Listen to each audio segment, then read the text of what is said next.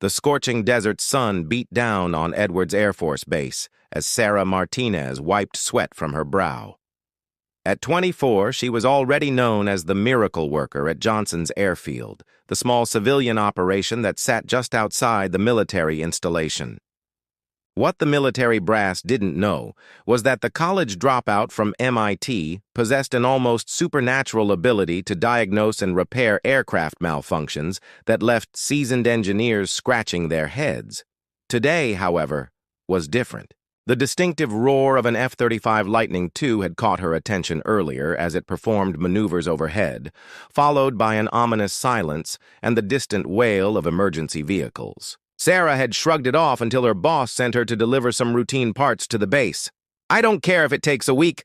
I want that aircraft operational." The booming voice echoed across the hangar as Sarah wheeled her cart through the side entrance. A tall, imposing figure in full military dress stood with his back rigid, face flushed with anger. "General Harrison, with all due respect, the weapons systems are completely fried. We're looking at a minimum of 48 hours before diagnostics are even complete," replied a lieutenant colonel, his voice strained. General William Iron Will Harrison was a legend in the Air Force, cut from the same cloth as Patton. Brilliant, temperamental, and known for impossible demands. The upcoming demonstration for congressional leaders had him particularly on edge. "Unacceptable!" Harrison slammed his fist on a nearby table. "There's $5 million of my family money that says it can be done faster." His eyes swept the room of stunned officers. "Hell, I'll give $5 million to anyone who can get this bird operational in the next hour." The hangar fell silent. Sarah froze mid-step, her mind already racing through possibilities. The cart she was pushing squeaked loudly in the silence, drawing all eyes to her. Colonel James Winters, whose reputation for calm leadership reminded many of the legendary Major Dick Winters, stepped forward. "Miss, this is a restricted area. During an emergency situation." "I can fix it," Sarah said quietly. Laughter rippled through the assembled technicians until they realized she wasn't joking. "Young lady, this is a fifth-generation stealth fighter with classified systems that—" Harrison began dismissively. "The F-35A variant, Block 4 configuration, with the integrated weapons suite that's been giving you electromagnetic interference problems since last year's upgrade," Sarah interrupted. "I wrote my thesis on theoretical solutions to those exact issues before I dropped out." The hangar fell silent again, this time with a different quality to it. "You have exactly 1 hour," Harrison finally said, checking his watch. "Starting now." Sarah moved with practiced efficiency, requesting tools and schematics, while Chief Master Sergeant Kyle Murphy, a decorated veteran who'd earned his stripes in both Iraq and Afghanistan, was assigned to supervise her work. "This is a waste of time," Murphy muttered. "No offense, miss, but men with 30 years of experience can't figure this out." Sarah didn't respond. Her grandfather, who had served as a helicopter mechanic alongside men like the legendary Sergeant Alvin York, had taught her to let her work speak for itself. As she disassembled panels and dove into the aircraft's neural network of systems, Murphy's skepticism gradually transformed into cautious curiosity. "Hand me that diagnostic pad," she requested 30 minutes in, her hands deep in the weapons control module. "And I need security clearance to access the targeting subsystem." Colonel Winters hesitated before making the call. "General, she's requesting access to Sierra 9. Harrison, who had been pacing nearby, barked in approval. The clock was ticking, and his $5 million were looking increasingly safe. As Sarah delved deeper into the weapons system, her expression darkened. "This isn't a malfunction," she said suddenly. "Someone deliberately cross-wired the targeting processor to the propulsion systems. When the weapons would be armed, it would trigger a catastrophic engine failure." "Sabotage?" Winters asked sharply. Sarah nodded, already rewiring connections with remarkable speed. "And they nearly got away with it. The failure signature would have looked like a design flaw, not intentional tampering.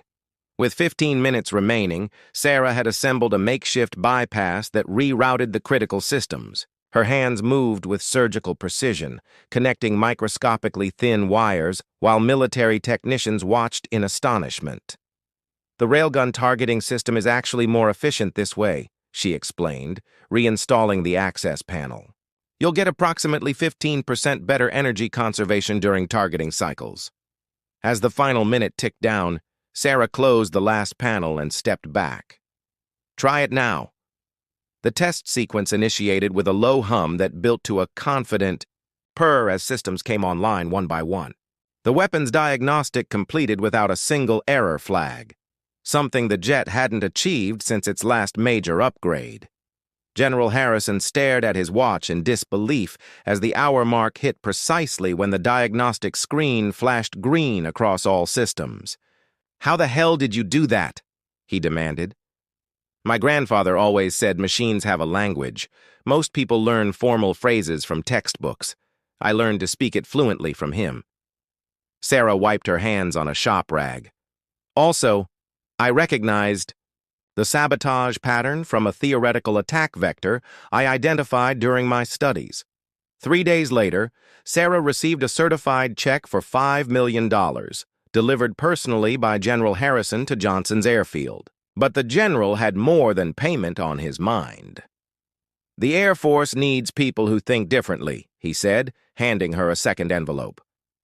"This is a civilian contractor position with security clearance. You'd be designing protocols to protect against the very type of sabotage you discovered." Sarah looked at the envelope but didn't open it immediately. "I have one condition." Harrison raised an eyebrow. "The $5 million goes into a scholarship fund for women pursuing careers in military engineering and aviation." 6 months later, the Sarah Martinez Foundation awarded its first 10 scholarships to promising female engineers. And across the Air Force, a new repair protocol bearing her name was implemented for all advanced aircraft, changing decades of standard procedure. As for the saboteur, the investigation led to a foreign intelligence asset who had infiltrated the maintenance contractor network, an accomplishment that earned Sarah a classified commendation she could never display but would forever change how the military approached aircraft security. Sometimes the most revolutionary solutions come from the most unexpected sources, a lesson General Harrison and the entire Air Force would not soon forget. Lieutenant Cassandra "Cass" Taylor sat quietly at her Pentagon desk, surrounded by stacks of technical reports and schematics that few others could decipher. At 28, she had spent the last 3 years in the Advanced Weapons Division, analyzing test data and writing reports that vanished into classified archives. Her colleagues viewed her as competent but unremarkable, just another analyst in uniform whose greatest accomplishment was her perfect attendance record. That perception shattered the moment alarms blared throughout the facility. Emergency briefing. "In 5 minutes," announced Colonel Richard Freeman, his normally composed face tight with concern. "Operation Phantom Eagle has been compromised." Cass felt her heart rate accelerate. Phantom Eagle was the code name for the military's most advanced aircraft, the XFeed-99 Spectre, a quantum stealth jet equipped with experimental plasma-based weapons systems. Only a handful of people knew she had designed its core technology during a classified graduate program, her name deliberately omitted from all official documentation for security reasons. In the briefing room, General Douglas Schwarzkopf, a commanding figure whose leadership style combined the strategic brilliance of Norman Schwarzkopf with the determination of General Douglas MacArthur, stood before digital displays showing satellite imagery of rugged mountain terrain. "The Spectre has gone down in contested territory," he announced grimly.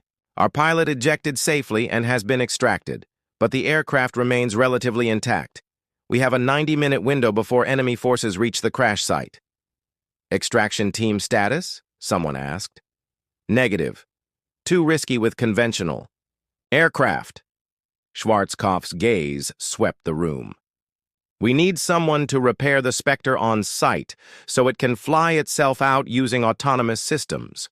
Intelligence indicates the quantum drive is intact, but the weapons and navigation systems are severely damaged. Captain Chris York, a square-jawed special operations officer whose name honored both Captain Christopher Scott and Sergeant Alvin York, leaned forward. "That's impossible, sir. No one could repair those systems in the field, especially under time pressure." "Then we'll destroy it remotely," Schwarzkopf said. "Unless someone in this room has a better idea. Hell, I'd pay $5 million from my own pocket to anyone who could pull off this miracle." The room fell silent until a soft voice from the back said, "I can do it, sir." All heads turned toward Lieutenant Taylor. "Lieutenant, I appreciate your enthusiasm, but the Spectre systems are beyond—" "I designed them, sir," Cass interrupted, her voice stronger now. "The plasma containment field, the quantum navigation interface, they're all based on my doctoral work. My name was removed from the documentation for security purposes." Schwarzkopf's eyes narrowed. "Validate that claim." "Colonel Freeman." Freeman typed rapidly on his tablet, then looked up in astonishment. "Confirmed, sir. Lieutenant Taylor is listed under her project designation Architect in the classified appendices." 20 minutes later, Cass found herself aboard a hypersonic transport, reviewing damaged system reports as they streaked toward the crash site. Captain York sat across from her, still skeptical.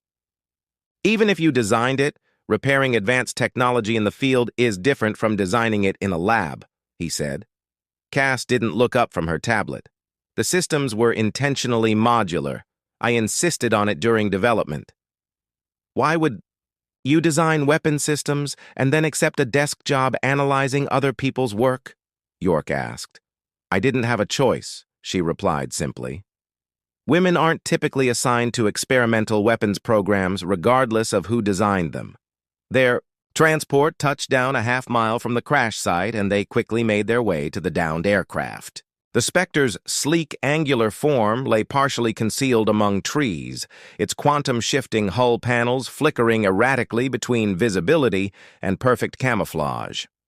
37 minutes until hostile forces reach this position," York announced, establishing a perimeter with his team.